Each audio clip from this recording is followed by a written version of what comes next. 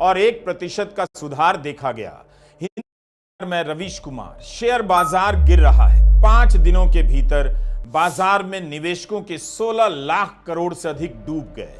12 फरवरी को भी बाजार में निवेशकों के पैसे का डूबना जारी रहा, मगर इसमें कुछ सुधार भी आया। ज्यादातर शेयरों के दाम लाल रंग में डूबे नजर आए। 11 फरवरी को बाजार में कोहराम मचा, 12 फरवरी को भी जारी रहा। बाद में दिन के दूसरे हिस्से में मार्केट ने वापसी की और 1% का सुधार देखा गया। हिंदी के दर्शकों और निवेशकों को बाजार की खबरों से भिड़ना पड़ेगा। थोड़ी मुश्किल होती है, हमें भी होती है, लेकिन इन खबरों को आप छोड़ नहीं सकते। इसका संबंध हमारी बचत और भविष्य की योजनाओं से है। तो हमने आज फिर से कोशिश की है और वीडियो बनाया है ताकि बाजार के उतार चढ़ाव से हमारा वास्ता बना रहे।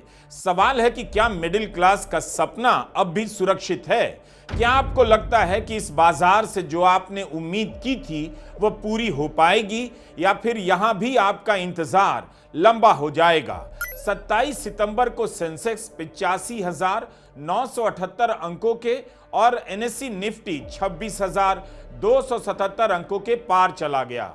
दोनों अपने शीर्ष पर थे। 12 फरवरी को सेंसेक्स गिरकर 76,000 और एनएसई निफ्टी 23,000 के नीचे आया। काफी देर के बाद दोनों में सुधार हुआ और सेंसेक्स 76,000 से ऊपर गया, निफ्टी 23,000 से ऊपर।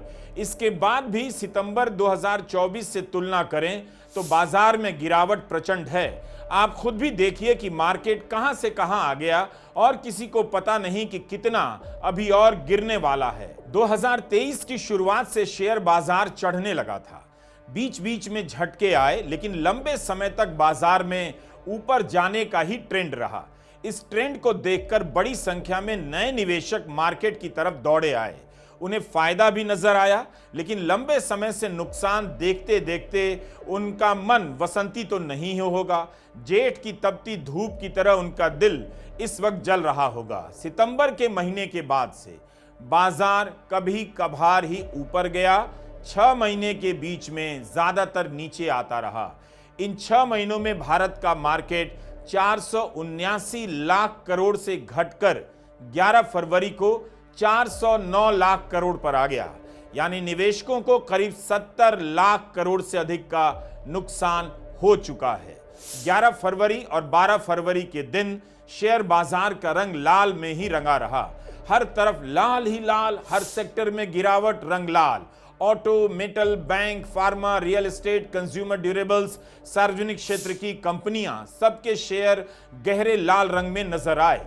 मार्केट का यह लाल ना तो प्रेम का है, ना शराब का, केवल रक्त का है, रक्त स्नान का। दलाल स्ट्रीट को लोग द लाल स्ट्रीट पुकारने लगे हैं। अपने डूबे हुए पैसे की आह में वसंत को वैलेंटाइन बुलाने लगे हैं। मुश्किल से हरा रंग नजर आया। आपका पैसा रक्त में स्नान कर रहा है। आप कुंभ में स्नान कर रहे हैं। करोड़ों लोगों की आस्था डुबकी ले रही है। करोड़ों लोगों की पूंजी डुबकी ले रही है। जिस बाजार को दिखाकर भारत के विकास की गाथा लिखी जा रही थी, वह पिछले 6 महीनों से डवाडोल है। शेयर मार्केट के रिटर्न के दम पर मिडिल क्लास ने जो सपने खड़े किए, उनका क्या होगा? वो बैल की सवारी करना चाहते थे, मगर भालू ने अपनी पीठ पर बिठा लिया है। इसलिए मार्केट को बियरिश कहा जाता है जब मार्केट में गिरावट आती है। मिडिल क्लास क्या लंबे समय तक गिरावट के इस दौर को झेल पाएगा, सबसे बड़ा सवाल है। कई लोग कह रहे हैं कि मार्केट में हवा भर दिया गया था, अब करेक्शन हो रहा है। कई लोग यह भी कह रहे हैं करेक्शन का दौर पूरा हो गया है। तो कई लोग कहते जा रहे हैं कि यह करेक्शन नहीं है, गिरावट है और गिरावट का दौर लंबा चलेगा। भांति भांति के विचार हैं। मार्केट के गिरने के इतने बहाने हैं कि समझने वाला भी डगमगा जा रहा है। कुछ लोग विदेशी निवेशक का बहाना बनाते हैं। जैसे ही उनकी बात कुछ समझ में आने लगती है, घरेलू निवेशक का घाटा सुनकर फिसल जाते हैं। किसी तरह संभलते हैं तो टैरिफ और ट्रंप का नाम सुनकर लड़खड़ाने लग जाते हैं। किसके कारण बाजार कब गिरा समझ नहीं पाते, लेकिन 6 महीने से बाजार गिरता जा रहा है। व्यापक दृश्य यही है।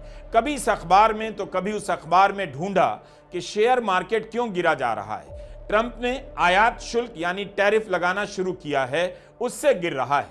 मगर एफटी में फाइनेंशियल टाइम्स में एक विश्लेषण पढ़ा, इसमें लिखा है कि टैरिफ वॉर को लेकर दुनिया के बाजार उतने चिंतित नजर नहीं आते जितना बताया जा रहा है। रॉबर्ट आर्मस्ट्रॉन्ग कौन है, कैसा लिखते हैं, हम नहीं जानते, लेकिन उनका विश्लेषण है कि स्टील के आयात पर 25% टैरिफ लगाने के ऐलान से बाजार पर खास असर नहीं है। चीन में भी बाजार कुछ कमजोर हुआ है, लेकिन ऊपर की तरफ है। मैक्सिको और यूरोप के बाजार में अफरा तफरी है, मगर अब स्थिति संभल रही है। इस विश्लेषण में भारत के बाजार की चर्चा ही नहीं, जबकि फाइनेंशियल टाइम्स में भारत की खबरें आए दिन छपती रहती हैं। ट्रंप के टैरिफ प्लान को कारण बताया जा रहा है, लेकिन क्या दावे के साथ कहा जा सकता है कि भारत का बाजार ट्रंप के टैरिफ प्लान के कारण गिरा जा रहा है?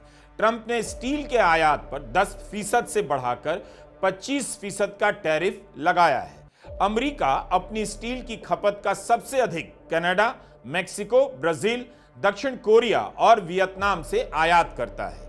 अमेरिका भारत से बहुत ही कम मात्रा में स्टील का आयात करता है। ऐसा नहीं है कि ट्रंप के टैरिफ वॉर से भारत के बाजार पर असर नहीं होगा, लेकिन भारत का बाजार तो पहले से गिरता चला आ रहा है। और हमारा सवाल बस इतना है कि ट्रंप के कारण को कहीं बढ़ा चढ़ाकर तो नहीं बताया जा रहा है। मेटल की कंपनियों के दाम गिरे तो बात समझ में आती है, लेकिन शेयर बाजार में ऐसा कोई सेक्टर नहीं बचा जिसमें गिरावट ना देखी जा रही हो। 6 महीने से बाजार की गिरावट क्या कहती है? भारत का रुपया गिरता जा रहा है। मंगलवार को रिजर्व बैंक ने नहीं संभाला होता तो $1 का दाम 88 रुपए से नीचे चला गया होता।